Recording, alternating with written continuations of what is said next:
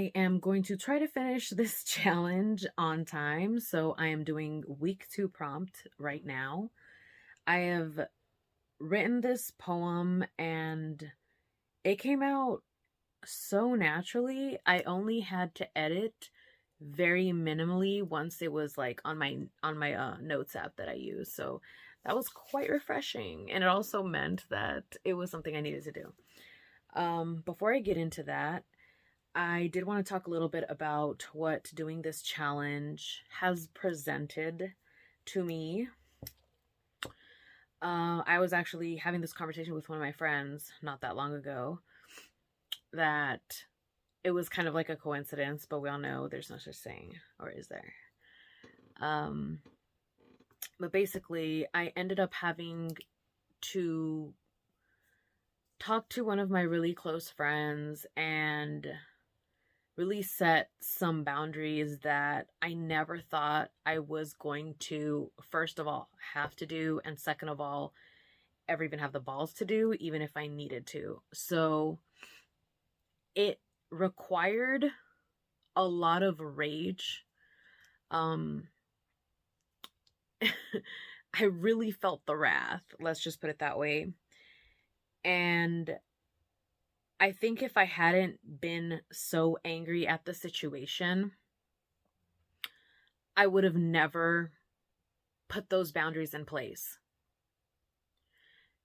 Now that those boundaries are in place, ever since I actually put them in place, I felt free. I felt lighter. I felt like I advocated for myself in a way that I had never really done in the past. And I saw myself growing as a person, but also as a practitioner right before my eyes. And it was just such a fucking beautiful thing. Like, I can't stress that enough. And although, like, it sucks that it had to happen, it had to happen. And I was talking to my other friend and I said, what are the odds that I'm feeling like all this rage and all this wrath, and I'm taking on this challenge, and I picked wrath. And it was just like, ask and you shall receive. And I was talking about how wrath has empowered me and made me grow in so many ways. And then not even like 2 days later that happens. So I just wanted to share that real quick. But I kind of do want to give details about how I handled the situation a little bit more. Once I went through a lot of like journaling about my rage and my wrath. I spoke about it as well to like my inner circle. And then my thoughts were out on paper and verbally, but there was still something that I had held on to. And I utilized that and like concentrated into, like, I think I said in my previous video, like a sphere of energy. And I utilized that in the workout session that I had yesterday. And I realized a difference in the pain tolerance physically, because I was fueling those last few reps when I would have been like, okay, that's enough. I've stimulated enough. That muscle group is burnt out. Like, we're done. I used that rage to fuel those extra reps. And man, am I sore today. But I was also able to hit some numbers that I hadn't hit in a while. And I was already depleted. So that wrath fueled my workout 100% and just showed me different ways to cope with my life that weren't going to suck me dry, if you will. Because I think that you can become a bit jaded doing so much inner work, and it's important to remember to recharge, to ground yourself, of course, to cleanse yourself, of course, but what are you doing to bring that energy back in? Or even alternatively, where are you pulling energy from to infuse different purposes or areas of your life so that you're not constantly pulling from yourself?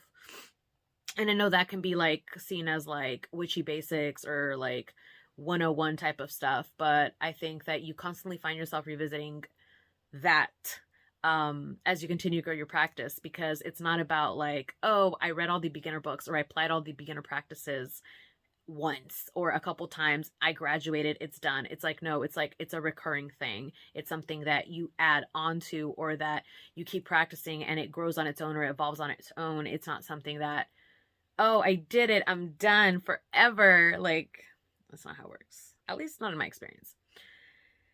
So without further ado, I'm going to go ahead and read my poem. It is short, but it is quite powerful, if I do say so myself. I think I'm going to go ahead and put the text up so you can read it as I'm saying it. Fuck those limiting beliefs. Fuck those damn dream thieves. I can and I will because I fucking said so. No sorry, no chill. I'll post what I want, imbued with wrath, for this is my experience, my path.